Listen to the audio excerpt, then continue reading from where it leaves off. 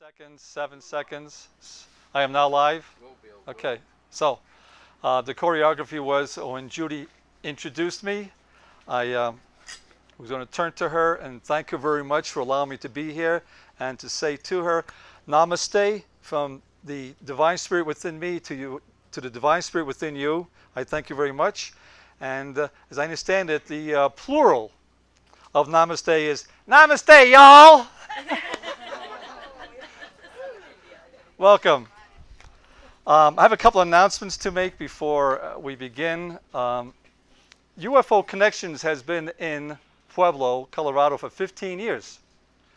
And we have operated out of a public library here and there. And this year we signed a contract with the Damon Runyon Repertoire Theater Group.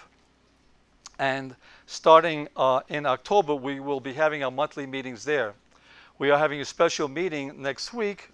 Rainbow Eagle. How many folks here know Rainbow Eagle or have seen him? Or okay, so he'll be at the Runyon Theater, 611 North Main Street in Pueblo, to give his talk, which is titled Respect for Each Other. My co-directors of UFO Connections are Juanita Butkovich and Ed Butkovich. Unfortunately, last minute they couldn't come here. Now I'd like to introduce to you folks a new couple we have just joining our humble task force, this troika of three of us, Susan McManaway and Mac McManaway. Stand right up here. Why don't you guys stand up here? And one or both of you, thank you. One or both of you give the name of the title you're giving. They'll be speaking, they're kicking off our new era at the theater, October 12th.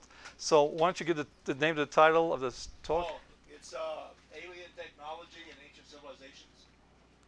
That's what it's going to be on.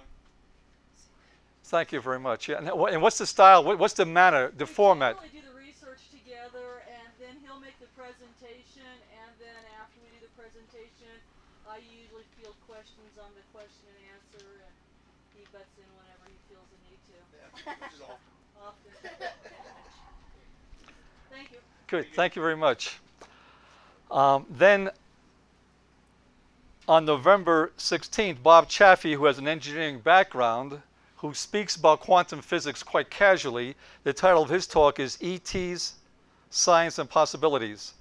And then I will be speaking on December 14th, ufology from quantum physics to metaphysics. And so I'll be hitting a whole smorgasbord there. Also on that table, you'll see some flyers for the Holistic Health and Psychic Fair. I had started that about 4 or 5 years ago. Life got in the way. I spoke with Tamara Speaks, who's quite prominent in Pueblo, metaphysical teacher, etc. And now she's been doing it. She's now gravitating it from where I took it from a little church to the Pueblo Community College. Now she's taking it from Pueblo Community College. And this fall, she's going to the university. So she'll be having about 110, 120 vendors there and maybe 30, 40 psychics. So avail yourselves of that. If you're into it, if you know someone who might be interested, please take it and mail it to them and give it to them. The title of my talk is The Many Faces of Extraterrestrials. It's based on a UFO abductee support group that I had in Connecticut. How does a person such as myself get involved in something like this? How did you get involved in ufology or psychic phenomena or reincarnation? We all have our stories. We all have our backgrounds. My working career was that of a court reporter. I retired from the Connecticut judicial court system after 27 years as a court reporter. And before that, I worked in New York City in the district attorney's office in Queens, New York, and Lower Manhattan. I transferred over there to the DA's office, and then I worked for the Corporation Counsel's office. Met dear Fran, we married, we left Long Island, we moved to Connecticut, and 8 years ago, symbolically, ironically, and as David Perkins said, synchronistically, about this time 8 years ago, we were driving from Connecticut through this place called the San Luis Valley. Now here we are, my wife filming me and I offering up what I have to offer. So, by being a court reporter, I'm involved in pragmatics. Black is black, white is white, guilty is guilty, innocent is innocent. I do need at least a modicum of evidence to accept something. However, my mother was psychic, and I inherited some of her qualities. At age 5, I received a message. Many of the messages I get come in 4 words. I revealed that message to my mother, that a man in our apartment house in Brooklyn, New York was going to die. The next morning at breakfast, she said to me, Vili, in her European accent, because she came over from Europe, from Hungary, and my father also. She said, Vili, you know that Mr. Dombrowski, like what you're saying, he dying last night, like what you're saying. And I said to her, perhaps, yes, mama, or And then she leaned across the breakfast table, and her black eyes got bigger and bigger, and she looked into my very soul, I would think, and she said to me, ah, so you know these things too. So that prepared me. I grew up talking about these things quite casually with my mother. At age 13, 1947, about 2 weeks before the Roswell crash, we were playing stickball, our version of baseball in the impoverished areas of Brooklyn. We went for a soda pop after playing a game. I was reading the newspaper, the New York Daily News. Right-hand column was an article about a Mr. Kenneth Arnold. And it said this is a gentleman who was a businessman flying his own private plane. He was buzzed by 9 flying discs. They looked like there were saucers flitting along on the water, and they were being referred to as flying saucers. The appropriate sentence came over here. I'll do this twice. I'll do it in slow motion because thoughts are quicker than Superman. I'm reading the article, and the sentence said, and some believe the spacecraft came from another planet. I not only hear it, but I feel it over here, and the 4 words were, those things are real. At age 13, based upon my experiences before that, I automatically turned and I went, oh, okay, because I got another message. Now I know better. When I do get the messages, I say, oh, thank you very much. So that's my background, the pragmatics and the psychic abilities.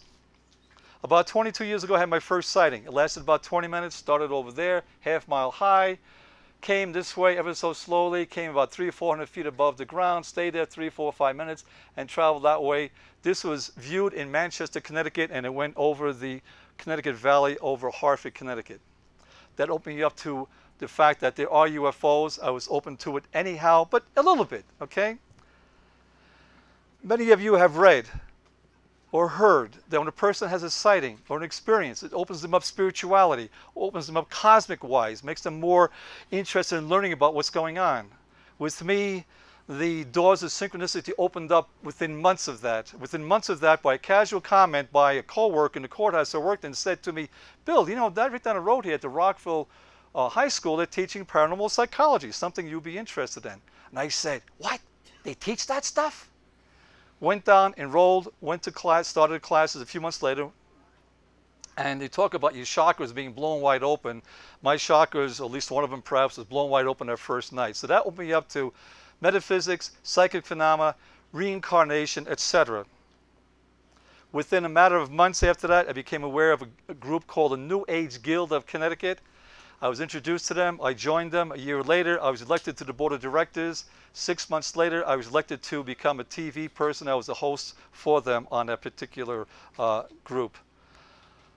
But while on the board of directors, in the summertime, July and August, we didn't have our monthly meetings. We only had 10 meetings a year. While on the board of directors, I said, you know, of all the 150, 175 members here, I'm the only UFO guy.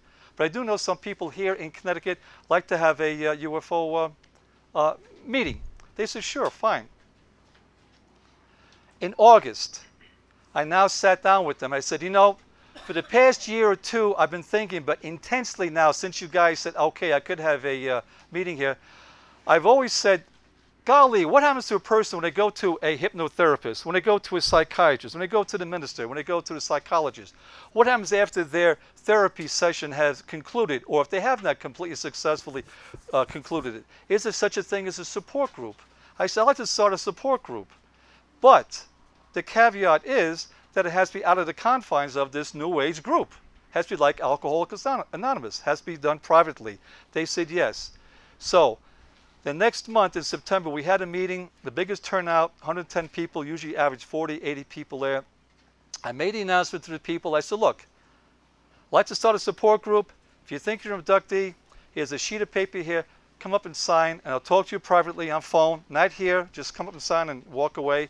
5 people out of 110 had the courage, the bravery to walk up and sign. Name, telephone number. I called them up, and I had devised a very brilliant way of finding out if they were an abductee. I'm from New York, so I'm kind of a little dramatic here. Brilliant.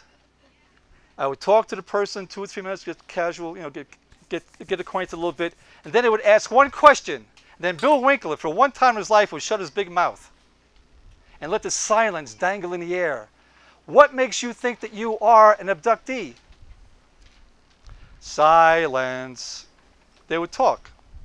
I knew enough by that time, as a layperson, and I accepted all 4. We met a month later in a restaurant, private room, reserved. It was like every second Tuesday of the month. And this is where we started. And it was like 8, 10, 12 people at a time. The protocol was no advertising, obviously. If you came across someone you suspected was an abductee, talk to them, draw them out, converse with them. If you felt confident that you were sure that they were an abductee, then let them know that you belong to a support group. Don't let them know where we meet. Don't let them know who I am, etc. But have them become more comfortable, more confident with you. When you felt that they were ready, you have them call me up.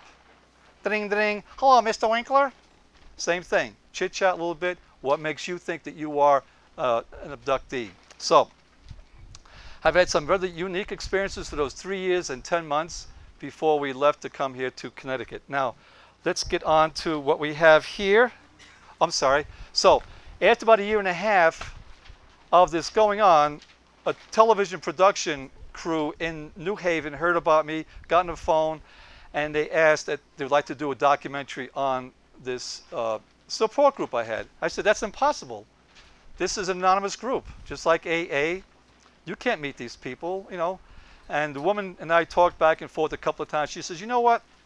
Do you have an artist that you could, trust that these people would perhaps share what the ETs look like that they interacted with? And they're up back over there. For those of you seated in the back there, I'll be referring to them as they show up on the screen here. I said, wow, what a brilliant idea. It's a great idea. So I said to myself internally, synchronicity, bell rings again, because only 2 months before that, a woman joined our group who was psychic, who was a superb artist, and who was a contactee. She's the only one that I allowed in the group because she was a contactee, not an abductee. I'll explain later on what a contactee is, in my terminology at least. I spoke to the people. I said, if you want to come forward, come to our home. Friend, I opened the house up on a Saturday or Sunday and describe to Miss J, because they knew her now, only met her 2 or 3 times. I said, describe to Miss J what the ET looks like that you interacted with. Several of them volunteered to come to the house. They were left alone. Friend had her things. I did my stuff. And they talked, and it was fleshed out, and it was black and white, and later on the color drawing was produced. And that's how it came about that we do have these ET renditions. So why don't we put the first one up on the screen here, which is up here already. That one? Yeah, that's the first one, yes.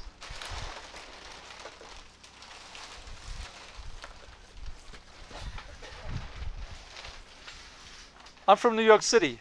I grew up with Europeans. I grew up with all kinds of people. I'm quite loquacious. The people in Connecticut are stoic. They're reserved. They're conservative.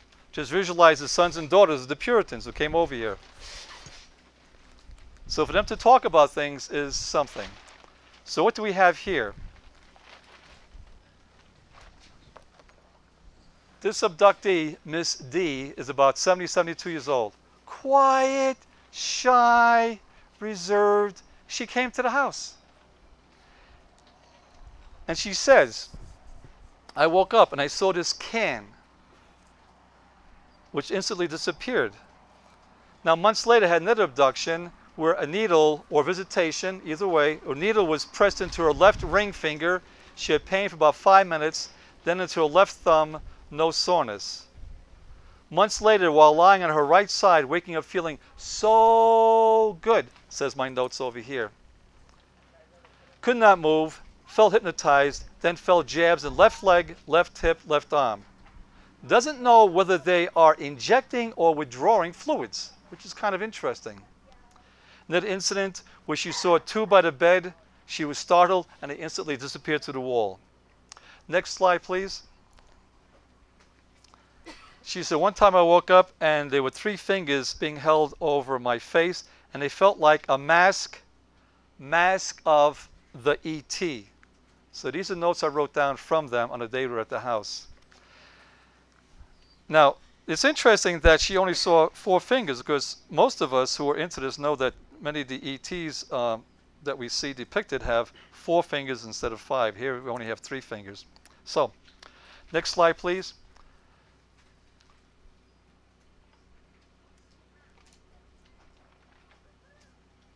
Okay, now since this informal, casual, I'll say this respectfully, especially if there's any medical people, this art therapy that she had in her home, where she spoke exclusively with the artist about 4 or 5 hours, 3 hours, that she, thank you, that she, for a 70-year-old woman, was less shy, a little bit more talkative than she had ever been during the 2 years of monthly meetings. After this, she opened up.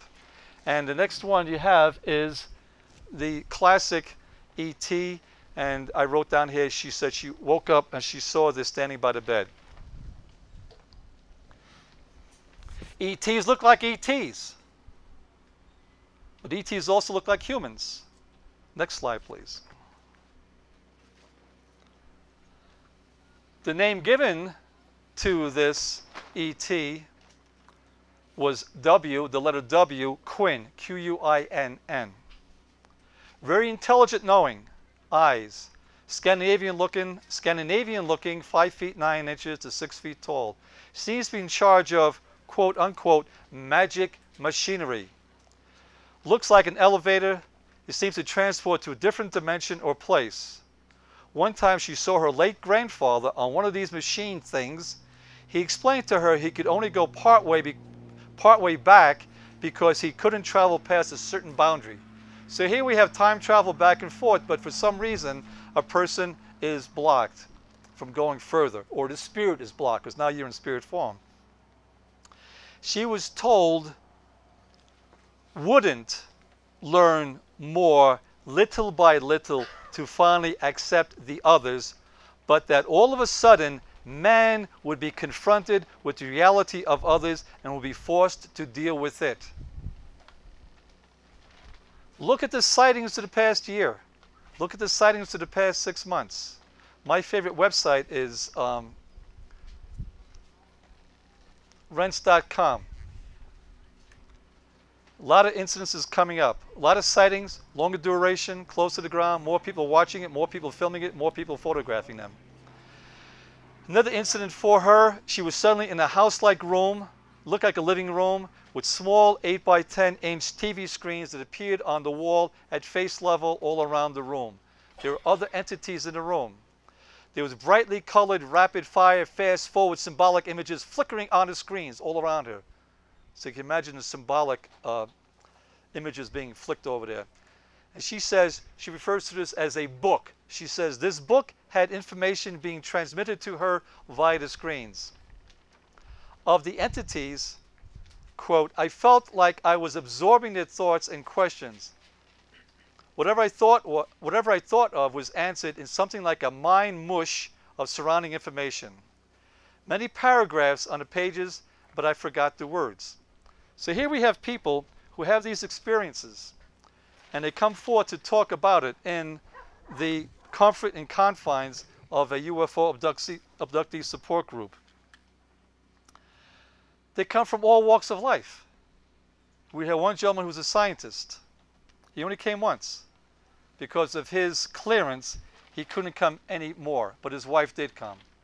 He and she and my dear wife, Fran, and I became friends, and we visited back and forth.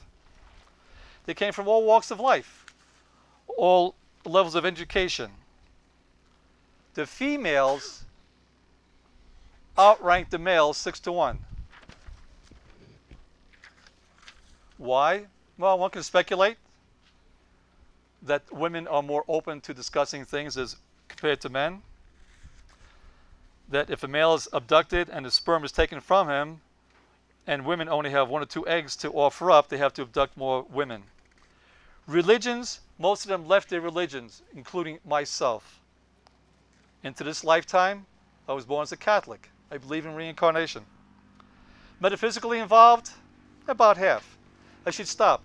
This was a metaphysical group, New Age Guild of Connecticut. One prerequisite was, I said, look, besides secrecy, this is not going to be a metaphysical thing. This is for people. So however it comes about, you're not going to know what's going on unless I have any problems. I'll report to you. And if they're not metaphysically involved, they're going to come. They're going to be welcome to come. So it was not a metaphysical UFO group, man. You know, it's just human beings gathering together once a month to share and talk and have some laughs. And with me around, that's quite possible. Metaphysically involved? About half. UFO books? Nah. UFO media regarding UFOs? Nope.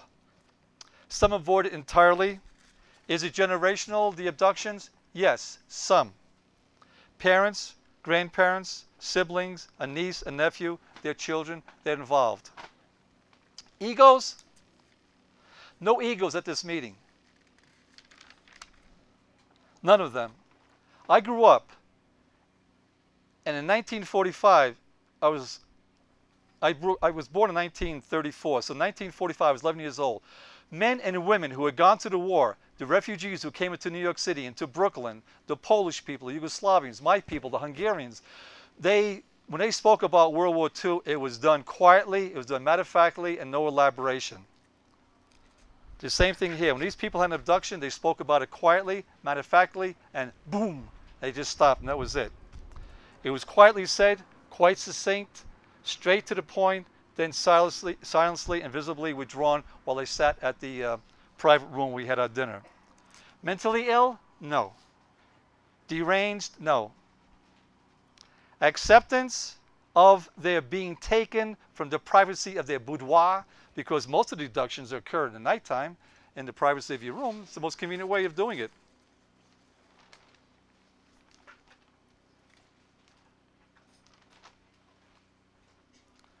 They spoke quietly and quite succinct.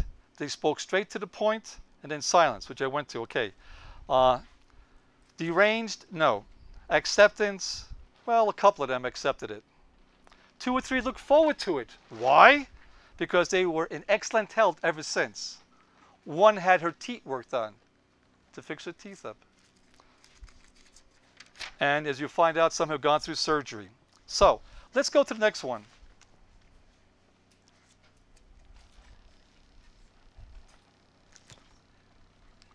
This one's entitled Light Entity by this abductee. Does not really have sharp edges. Kind of stays in a human shape. Brilliant lights coming out of it like lightning. Background is of a dark grayish green. Shows her a machine, a time machine, a tricord dial quarter. The entity holding it would go into a different time period while standing on a Rube Goldberg type platform. Rube Goldberg was a cartoonist who did all these contraptions, and you know, you pull this in, crank that, and dump this in, and something else, and a hot dog would come out. So that's the being would be 3 or 4 feet tall, driving a thing like a flying motorcycle going through a city that she reported one time. She was shown by an extraterrestrial a game with 4 pegs on it and 2 rings. So if you want to go home, kids, and play with 4 pegs and 2 rings, come see what you come up with and get a copyright on it. But that was a game. They showed her high-tech tools and equations. Next one, please. No, okay, there should be one before that. Looks like the clouds. No, my mistake. That's okay. I mixed them up. No, it was there. It was just. You'll see. Okay, now this is remarkable. Because you know, what did ET look like? What was your encounter? Was it male? Was it a female? How was it dressed? This woman, and it was sisters in this group. This woman was as pragmatic as New England is. All these people were down to earth, serious, no acting, no phony baloney. They were just grateful to come, be able to talk, and have some laughs. You can't see it right now, but I'm a clown, I'm a character, I'm a comedian, and we would have a lot of fun with this. Now, why this is blue or why this is blank, in this instance here I have a clouds on it, is because she would stand before the council. And she knew how many were in the council, but she couldn't see them. And she would report to the council. As a child, I'm sorry, her title is blank blue paper. I then changed around to one with clouds on it. So I took some violation of that. As a child, she would lie awake at nights having nightmares of something coming through the window. Most ETs come to the window. Most abductees go out to the window. Some go to the walls, some go to the ceilings, but most come to the window. Now middle-aged, 45 years old. Recently, in the past 4 or 5 years, she sometimes feels pregnant and then doesn't. As those of us who are cognizant of abductions, we know that the abduction, the fetus is taken from the woman, the pregnant woman, at the end of the first trimester. So she feels pregnant, and a woman knows how she feels. By the 3rd month, she's feeling a change in her, and she's all of a sudden, she wakes up one morning, and she doesn't have that feeling, however it may be. Because she said it felt the same way as when she was pregnant for her 2 children. She had the weight gain, pains in the stomach, and then it's gone. Her sister, who was in a group, was more visual, but she was more auditory. So this is how she was able to interact with them and to relate back to us. One of the interesting things about abductees is that there's a preponderance in that group of near-death experiences. In this group that I had, in the 3 years and 10 months, about 40, 45 people came and went. Some people couldn't take it. They would last 1 or 2 casual dinner-like meetings in a private room and wouldn't come back again. I had a certain protocol for that as a layperson, and it worked very nicely. But she belonged to an NDE, near-death experience group. She had a near-death experience, and some abductees have had these near-death experiences. She was, while attending this group, going through a divorce. Her husband was a staunch religious person.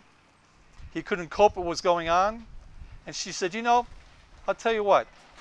I don't want the kids to go through a nasty divorce. I don't want the kids to be torn back and forth between us, back and forth. And I could relate to that because I worked in the court system as a court stenographer, as a court reporter.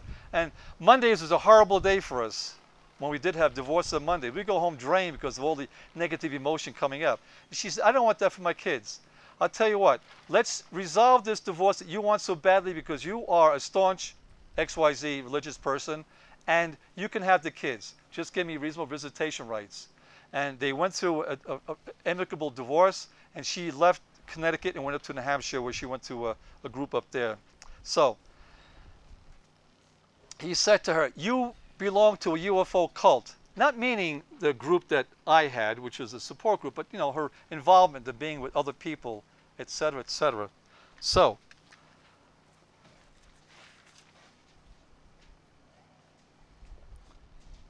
members of the group, when they came to this support group, and I don't mean this as a me thing, it was a support group, whether I conducted or someone else did, they would change to these people they went through. Some began to pursue classes. Some began to read books about this. Some became more psychic. Some who were psychic became even more psychic. Some were startled to see how quickly they were able to develop their psychic abilities. We're all psychic, all of us. It's a sixth sense. 1 or 2 began to go to classes, began to read books. Their artistic style changed. There's one woman that Fran and I became very friendly with, her and her husband, and her art began to change. She began to draw, paint, art, crop circles, etc. One had sculpture. The sculpture was 4 or 5 feet high, 3 feet high, of crop circles. And what she indicated and claimed that in her home in that part of northwestern Connecticut, she would have these 4-foot, 6-foot, maybe 7-foot sculptures around her house, and she would get phone calls middle of the night. And I'll just give a code name. She'd say, "Susie Q, your sculpture things are giving off noise again. Will you please stop it?" They would emanate sound out of it. So the shape of a crop circle in a solid form would give off noise, if you will, that she wasn't aware of, but her neighbors down the road a piece were. This is a rural area, quite, for us, mountainous, maybe 1,500 feet, okay? And some people changed while in this UFO group. Some began to write. One man began to write movie screens, and I don't know whatever happened to that. One woke up and she said, "I suddenly woke up and I had acquired the knowledge of geometry." And she began to speak in geometric fashions. And we looked at her and said, "What are you talking about?" And she was able to spot off these things. So this happened to her overnight. Was she able to learn about trigonometry, physics, without reading anything? And she only attended high school. And she spoke as a regular, high school person.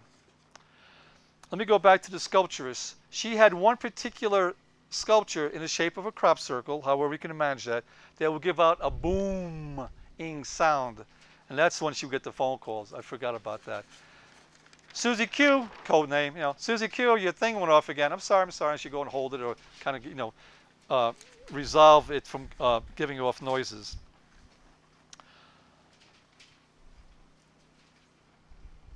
One became a remote viewer. She went down to Courtney Brown. And she spent $10,000 to become a remote viewer. And she was in that group. And she was inspired with all of us in that group to go out and do more. Can you guys back there hear me? Yeah? Okay, good. She paid $10,000. And she was hired by a Japanese firm. Okay, let's go to the next picture. Hopefully you can, if you guys can see anything here, how's the sunlight there? Yeah, okay, and later on I'll take a look back there. This is Korman, spelled K-O-R-M-A-N.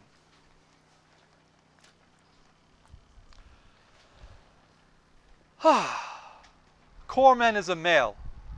He's the commander of a fleet of ships of Pleiadians, Zetas, and Syrians. He comes from Dracos, D-R-A-C-O-S, a very dark planet. He is fearful of his own race, which is diminishing in size because of warfare. He wants her to have his children. And I just spoke with her, and so did Fran, my dear wife, just last week. And maybe 6 months from now, she'll be leaving Connecticut and coming out to Colorado. That's neat. He wants her to have his children. He is in and out of different dimensions. He is here to help with Earth changes. He is very concerned about Bosnia at that time. Bosnia was the crucial point on the planet Earth. He is trying to diminish wars on Earth. He has seen much of wars. She has helped him into the light, and he is eternally grateful to her. And they have a great love for each other. And I wrote down here, they sure do, because when she was presented with that picture that you can barely see, the woman swooned. We're talking about a 35, 38, 40-year-old woman. She swooned. She's, "Oh, Corman, oh." Okay? I mean, a pragmatic, practical woman who works in insurance companies. That Hartford, Connecticut is renowned for all those insurance companies. She just was swooning over her friend, Corman. Now, let's go to the next one.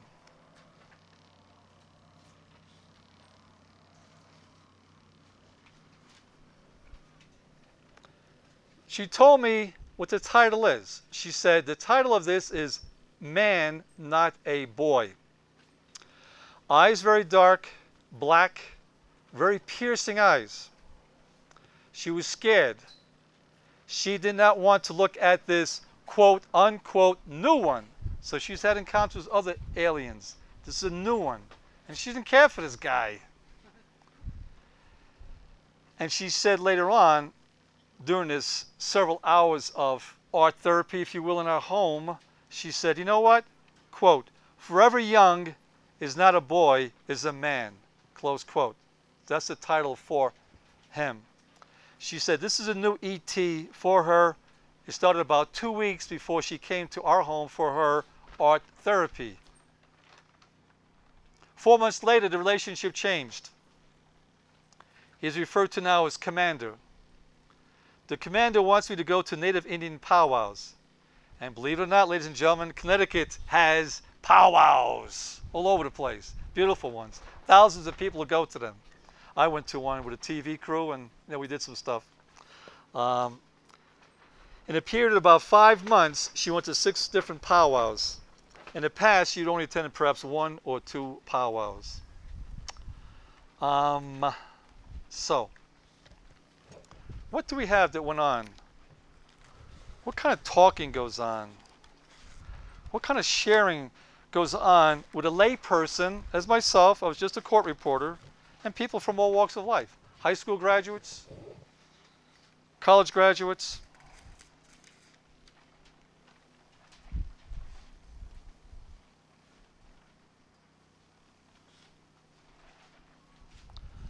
The one who went to Courtney Brown, who trained people to be remote viewers.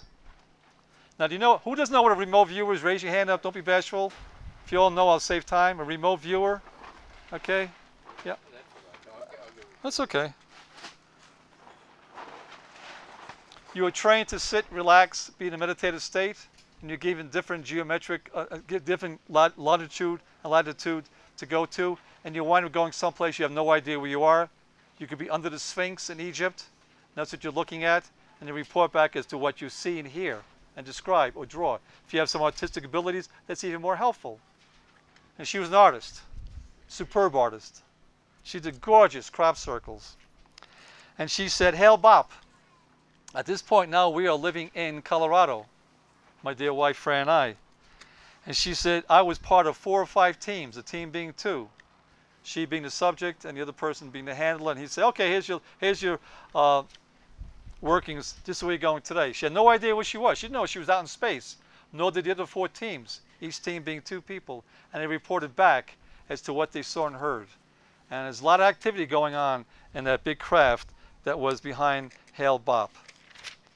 So that's remote viewing. The craft was as large as a planet. There are different ETs on board. They are of a galactic federation. March 22nd, this was written to me now, because we're now here in Colorado, and she sent this out to us. She said March 22nd, she got a message from them, and it was 3 things. To make aware, presumably of them. Number 2, to inform. Number 3, to educate. So here we are, thanks to the good folks over here, that we can inform each other. Not just by me talking with you, but when you get up and you start talking with me, you start talking to each other. We're sharing information.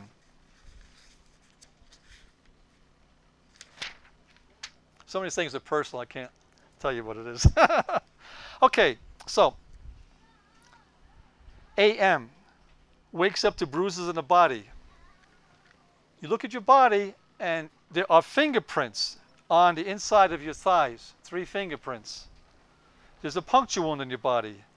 There are triangular puncture wounds on your body. They're close to each other, you know. So I'm holding my fingers up to kind of illustrate. They wake up utterly exhausted. They've been busy all night long. They've been on a craft someplace. They've been examined. They've been questioned. And they wake up in the morning, sometimes they have messages galore that they suddenly don't remember. Husband and wife, my favorite people, we became friends with. They both woke up one morning. I presume it was winter, I don't know. I don't have that down here. But they both wake up one morning. And he was a highly educated man. He's a scientist. They all wake up, they both have sunburn. Their faces are sunburned. She goes into the lavatory. She looks at herself. Her forehead, her nose, her cheeks, her chin, but not her neck over here, this part, and her breast and part of her chest is sunburned. Same thing with him. Forehead, the nose, the chinny chin, a little bit of the cheeks. You can see I'm a little bit of a character, okay?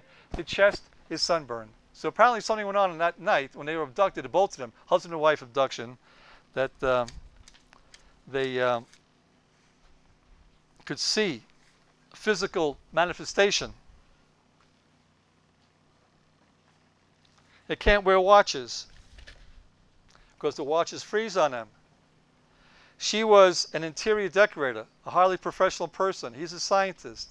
When she sat down to dictate her needs, whatever, she had to have the tape recorder in the kitchen with 2 or 3 extension cords, and she would sit in the living room because she would fry the little old tape recorder. She's the same person who couldn't wear a watch. Look what I'm doing today. About 2 months ago, I gave up my watch. My watch finally froze on me. For the past 20 years, ever so slowly, my watch would be 2 or 3 minutes slow each week, 5 minutes slow. Past year and a half, 15, 20 minutes slow. Finally, they would just stop. And the poor second hand's going back and forth, back and forth, back and forth, back and forth, back and forth. My watch is now once again the jeweler's to see if they can repair it. So, let me ask you a question, folks. I forgot this part. It's time to come out of the closet. Come out, come out, come out, wherever you are. Whose watches freeze on them? Who can't wear watches? I see one hand back there. I see a second hand back here. Do I see a third hand? Yeah, I see a third hand. Do I see a fourth hand? Do I see a fifth hand? Fifth hand, 5, 5, 5. Come on, come on, out of the closet. Come on out of the closet. 4 hands. 5. I see a 5 hand. There's okay, 5 hands. Can't wear a watch. Why can't you wear a watch? Well, I don't know. EMF, your electromagnetic field, is charged up where you can't wear a watch. 4 or 5 times, maybe 6 times in my lifetime, my dear wife can attest to this, that I would have such a strong thought, quite adamant about wanting to do something, getting something accomplished.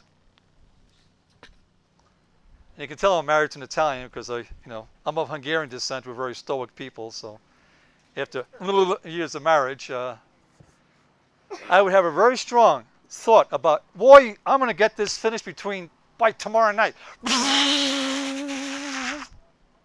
The television went on. No pictures, just black and white. That's me now, but just, black and white, black and white. I'm innocent. I'm just an earthling. I have no idea what's going on. So I walk over to the remote. Click, click.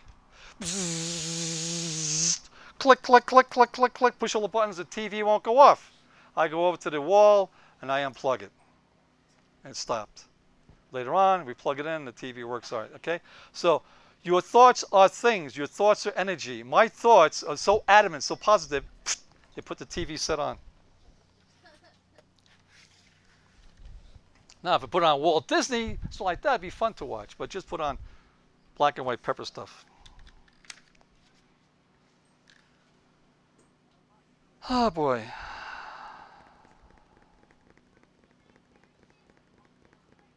Okay, I might as well do this. This is personal. The last 6 or 7 weeks in Connecticut, just about 8 years ago, Fran was out here being interviewed by a real estate developer, because she's a real estate broker, independent real estate broker. I went to the movies. I went to see Independence Day. I wasn't interested really that much in seeing Independence Day, because I was living Independence Day once a month with these beautiful people. But I went to see it because I wanted to know where the mass consciousness was. The theater was packed. I couldn't believe it. There were more males and their young sons. The theater was packed. Predominance of the population of the theater was fathers, if not grandfathers, and their sons. And I went there and I saw that movie. And I came home and I was alone. Not that I smoked that much at that time or drank that much at that time. I did before. And I said, you know what? I've been getting a lot of information. I've met a lot of nice people. I'm leaving this area. I'm going to Colorado. Who knows what's going to be out there for me, whatever.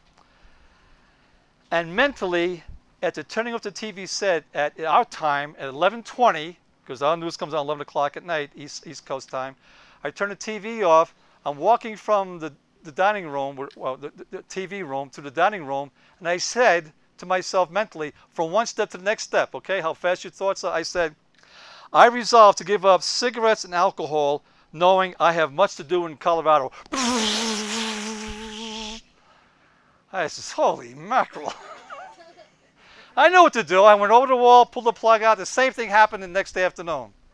I was thinking about something, almost in the same area. I was walking from the living room to the bedroom, and I said, you know what? I really mean it. I'm going to stop smoking and drink. And then I said to myself, I better smoke and drink again, because I'm going to be in trouble. So, what's the time check here? Time check. I have until 7 o'clock. Okay. Bum-ba-da-bum. People in the group. Yeah, I drive along. Pfft, the lights go on. Well, that happens, doesn't it? You drive, maybe the vibration, the highway, the lights go on. But these people, the lights go on. One guy said, I'm driving through Austin, Texas. One after the other, the lights are going off. The lights are going off. The lights are going off. I said, all right, I'm doing 60 miles an hour. Let's see. I'll go down 50 miles an hour. The lights are going off. The lights are going 40 miles an hour. The lights are going off. The lights are going off. Slower and slower. So, some people, some people, their computers change in color. The TV, that happened with us when our kids were 8, 10, 12 years old. We had 3 kids. Dad, sit down. Don't go near the TV. So every time you go near the TV set, the pictures always change. They get flooded up and the different colors come on it and stuff like that. And I said, okay, kids, I'll sit in the corner. I'll be good.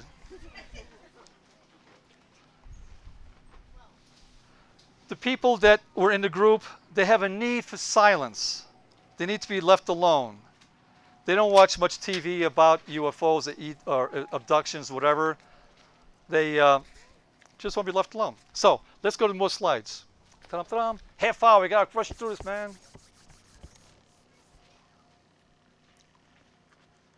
This is M, capital M, and about 5 or 6 little small m's.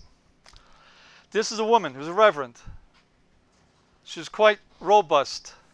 I nicknamed her the robust reader. She's a psychic reader. She's about 5'3" and quite large, but light on her feet. I couldn't believe it. You know, and she invited me to her Metaphysical church twice a year to give talks.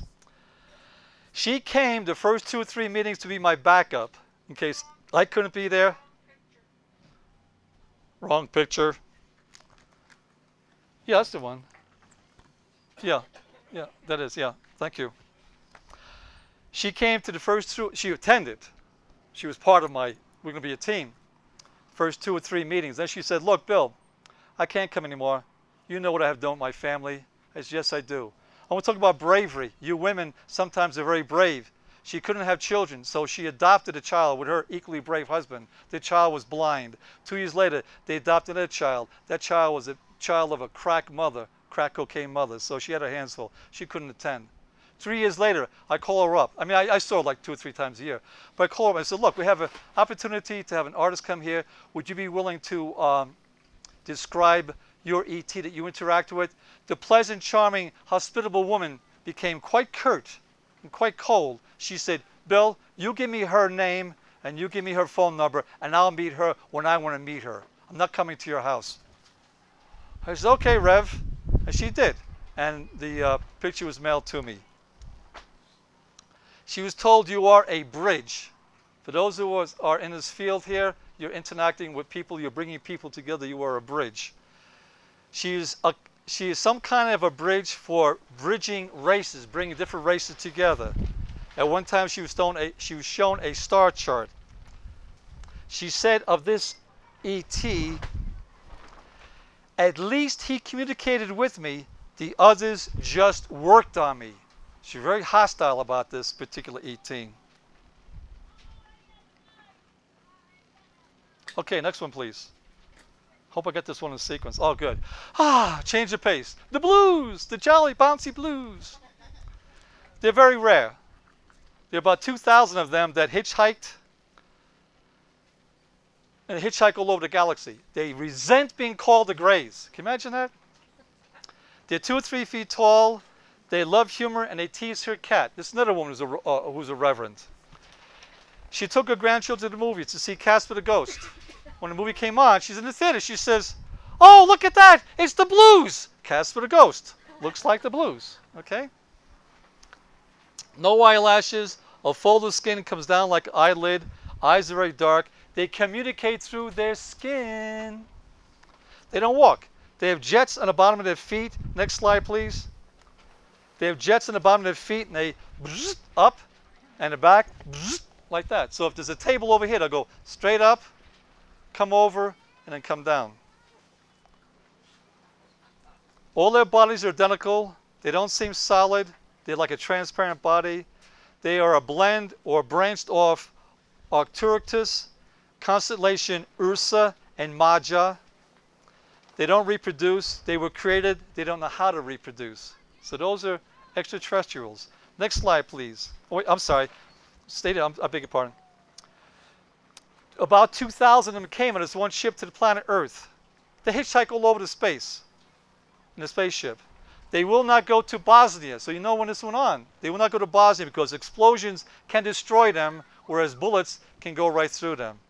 They communicate in a knowing manner as opposed to telepathically. They do not understand our words. They understand and feel our emotions. The fingers work all independently or all together. The bottom of the feet have jets. The toes don't seem to separate. She said, Bill, and to all of us, they chose our support group because we don't laugh at them. They like our energies. They like our group. Next slide, please. Ouch. Yep. Am I still alive? I'll be good.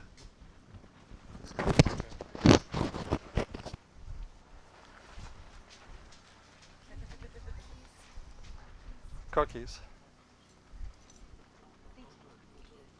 Once again, folks, that's my wife right there. She's a great sport. She said, okay, this abductee said, robed monks.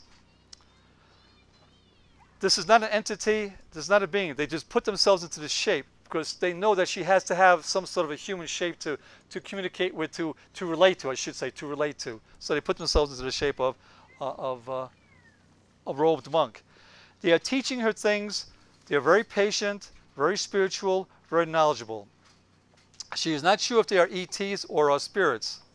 Monk robe is just a point of focus that she can look upon. She sees nothing inside of the robes. Lying in bed, her whole body is electrifying and it's going up her spine. Now suddenly one time she is in a drive-in scene and she looks out the car window and she sees an ET looking through her at the food exchange when you have to go through a drive-through. And he says to her, "Are you ready yet?" And she says, "No." They left. She was at a party in an abduction scene, a picture window, and a being said, "We are very near. You will remember in the AM." Next picture, please. Okay, guys, hang on. We're talking about females all the time. There were some men who did come to this. Remember the ratio 6-to-1? We have one guy here. The only thing is he's pregnant. This is, I'm going to spell that out to you. O-R-I-A-G-I-A-N-O. Oregonios. This male member exclaimed to us, to the artist, he says, they are pregnant. They are males. They're usually about 3.5 feet tall. This member is a member of the support group who worked at night. Some of these people cannot stay awake at night. They get nighttime jobs. He worked in a warehouse. He was an average guy.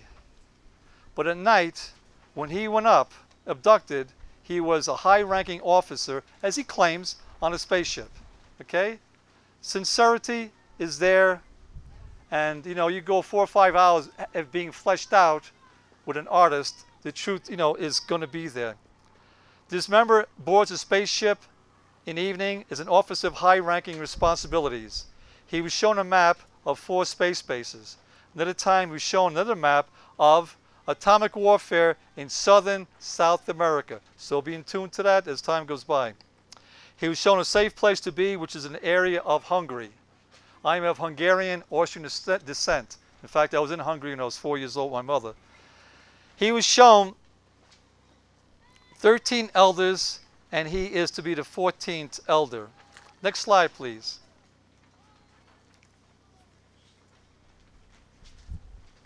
These are twins who were either in a these are twins who are either in a major city or in a military base. A vehicle was similar to a Jeep. There's a male guide who knew the area. The twins are looking at him, focused on the male guide, on what he was saying. Our artist, Miss J, is on that Jeep with a group member on that Jeep also, another support group member on that Jeep, okay? But the support group member doesn't know that. She's not aware of this as this conversation is taking place at one of our private closed room dinners. And the artist taps the member on the arm and says, "There they are, remember them?" And she says, "Oh yes, I do." So anyhow, they start talking about this here, and she said, "I'll tell you what." And the artist now begins to, in black, pencil, start sketching it out. "Oh my gosh, yes. And the eyes are this way, and the ears are that way, and this way. Yeah." And she began to flesh, and you can see this woman glowing as she's recognizing the fact that here she is with a fellow member of a support group. They were in the same Jeep together in some city or some military base, and they were seeing the same exact thing. And this incident is related at our restaurant meeting place. And then, quote unquote, this woman says, "And they are my children."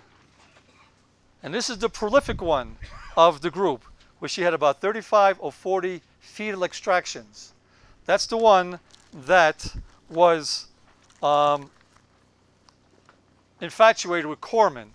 You'll see Corman back there later on, okay? Corman is from the Dark Planet. The planet's having a great deal of problems, okay? She's a fine woman. She came to visit us when we first moved out here in Pueblo West. We were renting at that time. She came with her gentleman friend at that time. And the next morning, he was shaken. He said, "Something happened last night." He said, "Somebody or something was pulling on my bed sheet there. And I saw something up in that room there. I couldn't make out what it was. Some kind of silhouette." So it was probably one of the guys again, coming and just tugging on your sheet there. So there was a visitation in our mobile home at that time. Oh yes, here it is. This 34-year-old female has had about 25 fetal extractions, half a dozen of which were twins.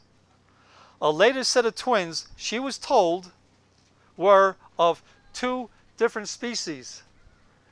I look at Gloria because she's a hypnotherapist. She's very, very in tune to this stuff.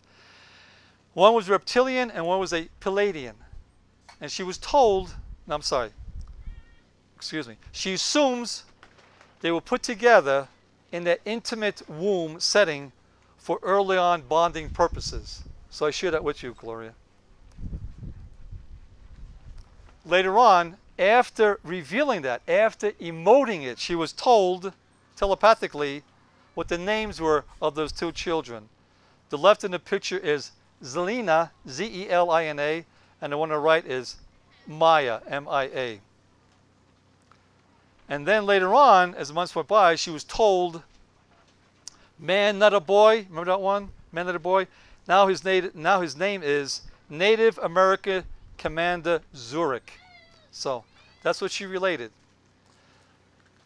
You have your favorites. You have your, you're a school teacher. I'm not a school teacher. I'm just a guy, but you have your favorites. This is a beautiful, beautiful woman.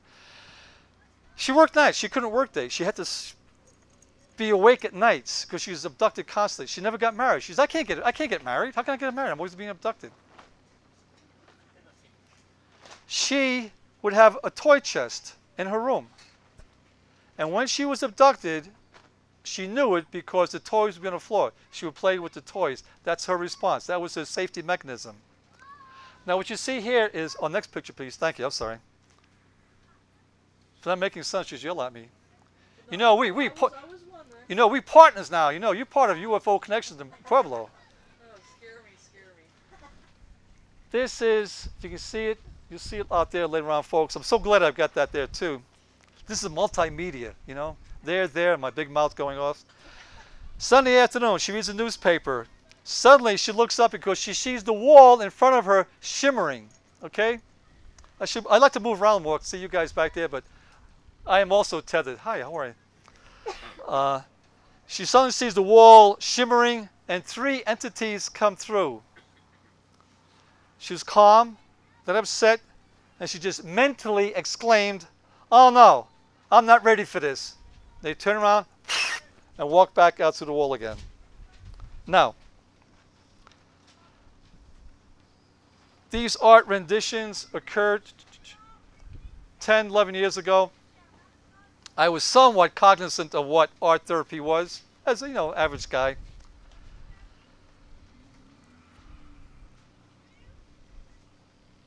Once a year in the summertime, we would have a barbecue at home, and Fran would obviously be there, and she'd meet the people that knew her. These art renderings went on in the spring, and that June or July, we had the barbecue. They came over, and when they left, she said to me, "Mr. Observant over here, I'm in charge of a support group. Like I should know what's going on." She said to me, "William," which I know I'm in trouble when I hear that instead of Bill. She said, "William, ever since these people have gone before the artist in their home, don't you realize that they have gone through art therapy? Don't you realize they have changed? Don't you realize they are now emoting? Don't you realize they're more relaxed? Don't you realize there's more eye contact?" Because in Connecticut, you don't have eye contact too often, okay? They did change. I said, "Oh my God, they did." But it was gradual for me being in the trenches. But Fran, she saw them after some of them for a whole year, some she knew because of the metaphysical community, not that Fran was that involved. My dear wife has a knowing. I'm the guy that's got to go schlepping through all of these classes and seminars and stuff like that. Okay, so after she gave her information for this art rendering, about 2 months later, she calls me up. It's highly unusual for me to get a phone call because the protocol was I call in a Sunday night for the Tuesday night meeting, which is the second Tuesday every month. Just to remind you, don't tell me whether they're coming or not. If you can't make it or not, I just acknowledge you got the call. I'll leave it a message. If you're there, you're there. If you're not, you're not. If you don't come for 3 months straight, I don't call you again because I'm not out to create some big, mucky-muck support group. So, "Hi, Bill, how are you?" She calls me up. "I'd like to come over to your house to speak with you, but I want Fran to be there also." I said, "Okay, fine." So we arranged it. She came over a couple nights later for dinner. Have dinner. She's quiet, relaxed, talking about this and that. And she said, "I want to tell you something that I can't really share with you in the support group." She said, I've been going through a psychiatrist for a long time. She said, "I have 17 multiple personalities. MPD, 17 distinct personalities. And ever since that so-called, I won't say so-called, I'm sorry. Ever since that art therapy, that homespun art therapy, she was much more talkative, much more responsive. Because before that, when she was in the room, if there's 2 or 3 people, she was okay, she was all right. 4, 5, 6, she just clammed up. She was like a one-on-one person. Okay, next one. Can you want to turn the other way? Okay. There's such a thing known as abductees, and you obviously know what that is from this dissertation here today, and there's also what is known as a contactee. Those are people in contact. This represents me. I don't believe I'm an abductee, I believe I'm a contactee. This represents 4 or 5 years of very vivid, very intense dreams at night, 2, 3, or 4 times a week, where I'm standing, and it's different now, it's changed since I've come to Connecticut. I'm sorry, come to, oh boy, it's Freudian slip, come to Colorado.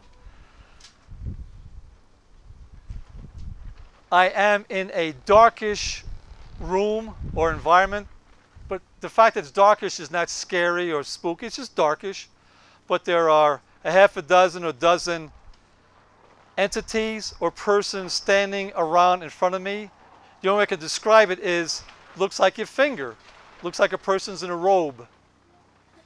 Okay, so I'm in a darkish room, several to a couple to a dozen figures, dark in the darkish room. I am listening, I'm paying attention, I am concentrating. Am I resting at night? No, I'm working. Okay. I wake up exhausted sometimes. I only had 9 hours of sleep and I get out of bed, I'm so tired. They speak in a serious, earnest fashion, imparting information. Then suddenly, I wake up. Because I'm in a hunched over position, lying in bed. My head is bent downwards. I'm listening intently to everything is said. I'm trying to absorb everything that's said. And at some critical point in what is being disclosed, I wake up and I say, wow, what a great idea. What a fantastic concept, because psst, it's gone. You can relate to that, huh? It's gone. It's gonzo. I had a pen and pad there for a while. I never got to it. Never opened it up. Steno pad. And I'm breathing heavily. And I'm weary from concentrating. And the back of my neck is sweating. And what's happening on the other side of the bed?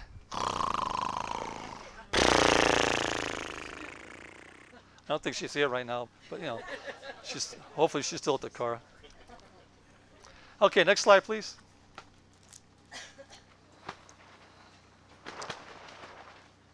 This is the last of this series here. This is me again. Again, I am in a darkish room. As far as I'm concerned, as before with the other, I'm standing up. So as far as I'm concerned, I'm standing up, and all of a sudden, right in front of me, about a foot away from my face, is a very, very, very masculine entity, broad-shouldered, no-nonsense kind of a guy. Now, my profession was as a court reporter, so I know what 200 words a minute is. I know what oy vey, 225 words a minute is. That's a killer right there.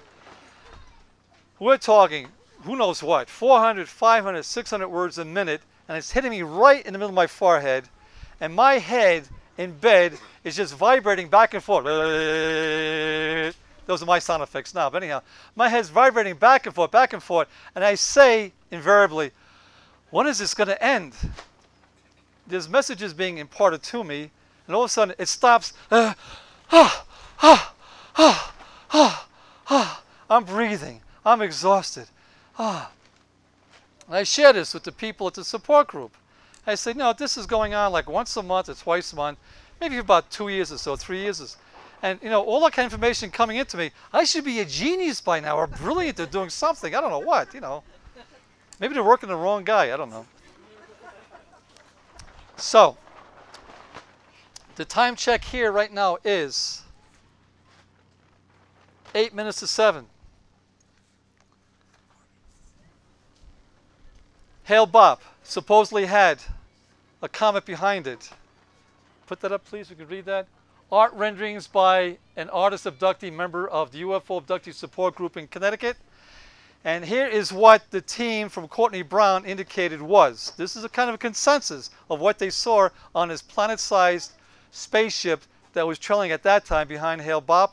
And if you just want to go ahead and... okay. And you'll see them back there. We only have 8 minutes left. I don't want to go over time because I'm always strict when I have a meeting or UFO conference. I want the speakers to be on time. So next one, please. You can read them back there.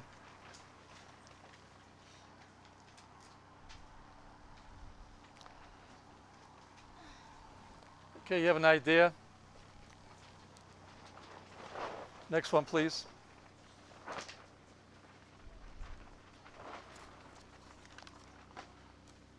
Next one, please.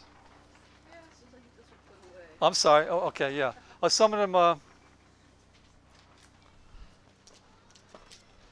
near-death experiences. Some of these people in the UFO support group that I had, and you know, just to repeat again, 40, 45 people came through. Some could only come to 1 or 2 meetings. They couldn't handle it. In the beginning, a couple came in, husband and wife, and she didn't talk too much. That was an exception. I allowed the husband to come with the wife. You had to come by yourself. No cousins or great aunts, whatever. But I made an exception because I was new at this at that time. And she opened up the second time, and she said that she had 2 children taken from her. She's on a ship, and they brought the child to her, and they said, this is your child, hold it. And the woman opposite her said, the same thing happened to me. One child, this is your child, hold it. And the woman that only had one child never came back again because she said, I can't handle this. I don't, never came back again. Childhood missing time. Yes, they did have childhood missing time. Sexual abuse when they're young. Yes, several of them did have it. Now we have to go to professionals. I'm not a professional. I'm just a guy doing his thing. Hypnotherapist. Was it sexual molestation when a child was young and the child perhaps concocted up a story that some alien was here, or vice versa? Did the alien come in and put a screen memory up that Uncle Harry molested the child, and poor Uncle Harry gets into a lot of trouble because that's how the screen memory worked out? So it's quite complex. These people are quiet. They're very realistic. They're centered. They were all fully employed. The average education throughout all of this was 2 years of college. Some had a PhD. One had a PhD, and some were just high school graduates, including myself. I'm just a high school guy. I went to court reporting school after I got out of the Army. One of the most crucial things was they wanted this support group to be absolutely anonymous. No publicity, no newspaper articles, no talking about this. They're coming here to relax, to have a few laughs with me. That's quite possible because I'm a first-class clown. And a lot of tension release, and they're just so happy to be able to come and just be in a place where they could relax and talk of philosophy, of different dimensions.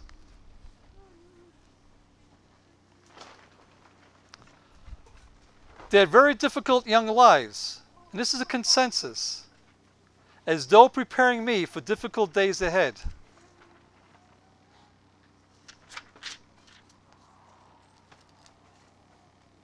Transformations occurred. That's okay. You can just go right ahead. Yeah. Oh, I see what you mean. Yeah. Which way am I going here? I've had occasion on 3 times to see someone. One was a reverend church I went to. Okay, she's an abductee. I was startled when she came up. One day I went to church, a metaphysical, spiritual type church, and I went there, and she came walking into the door. I saw her like a week before or 2 weeks before. She came to the door. She looked 20 years younger, and she acted and talked as in a girlish manner. Another one that I knew who came to these groups, I met her like a month later. She'd been quite ill. She went to the hospital. She got sick very, very quickly. They rushed her off to emergency.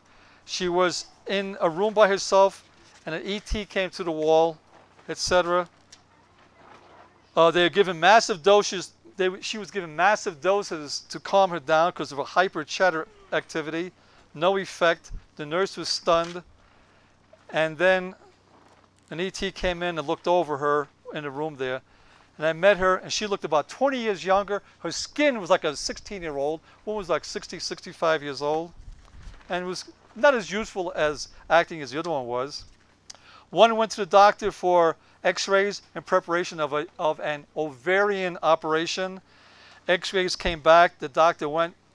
She went to the doctor that had to get the report on the x-rays. He exclaimed to her this: "I have never seen anything like this before of these x-rays. It shows light emanating out from your bones." Light body? Is she becoming a light body? What's going on? And the one who had the 17 multiple personality disorders, she did look younger. She laughed. She had eye contact. She was becoming a more relaxed human being. And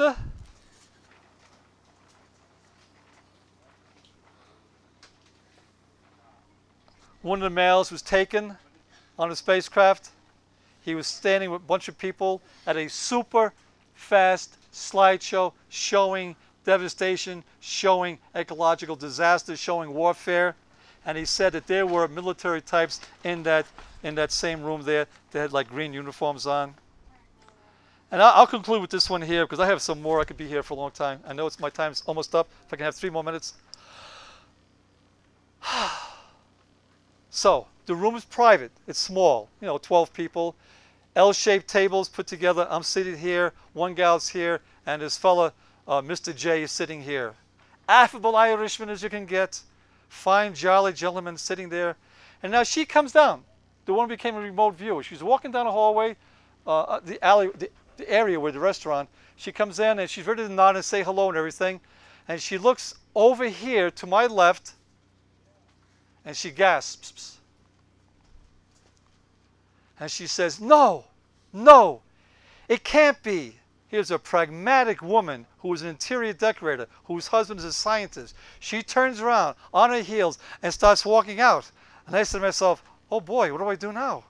I looked at him. He's sitting there smiling, as casual as it can be. She stops before I can get up. She turns around, takes a deep breath, comes walking into the room, puts her handbag down, puts her hands at the back of the chair, and she points at him and she says, I know you. You were on a spacecraft with me and you had the white robe on. And he said, yeah, I know. This happened to me before. They get up and hug. She's in tears.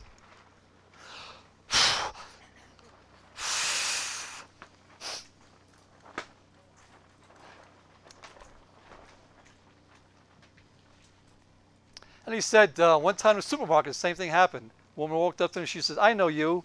Same thing, white robe on a craft. And when I was the sponsor for that one New Age Guild meeting, monthly meeting, the same gentleman, Mr. J, was there. And then he turned to me and said, you know, Bill, when you had that UFO, we'll call it conference, a year ago, he said, a woman came up to me in the back. She says, I remember you. You were on a spaceship with me, blah, blah, blah, blah. So they do meet each other. They do interact with each other. They recognize each other when they can. And that concludes a 5-hour talk in an hour and a half. I do thank you all for being here. If you have any questions, talk to me some more!